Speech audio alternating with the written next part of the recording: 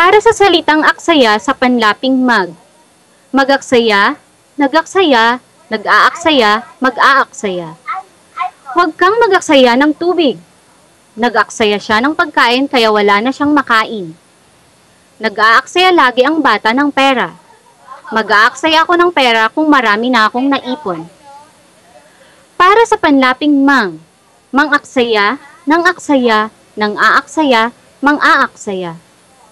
Kung mang-aksaya lang ang alam mong gawin, maghihirap ka sa bandang huli. Nang-aksaya si Omi ng maraming pera. Patuloy na nang-aaksaya ng pagkain ang mga mayayaman. Mang-aaksaya ka pa ba ng pagkain sa kabila ng inyong kahirapan? Para sa panlaping ma. Maaksaya, naaksaya, naaaksaya, maaaksaya. Masyado kang maaksaya ng salita. Naaksaya ko ang mga maraming pera pambayad ko sana sa iyo. Naaaksaya lagi ang oras ko sa kanya.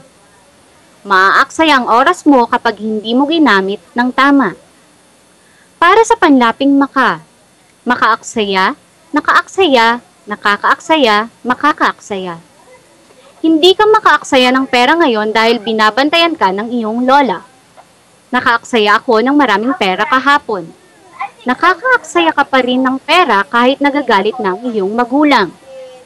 Makakaaksaya ka ng pera kung pumunta na sa ibang bansa ang iyong kasintahan. Para sa panlaping in. Aksayahin, inaksaya, inaaksaya, aaksayahin.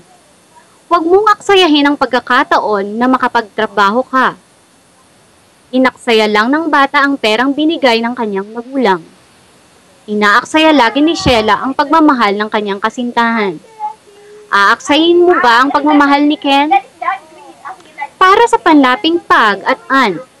Pag-aksayahan, pinag-aksayahan, pinag-aaksayahan, pag-aaksayahan. Huwag mong pag-aksayahan ng panahon ang taong walang kwenta. Pinag-aksayahan lang ng panahon ni Sheila ang paglalaro ng baraha. Pinag-aaksayan mo lagi ng pera ang pokpok na iyan. Pag-aaksayan kita ng panahon kung tatanggapin mo ang aking pagmamahal.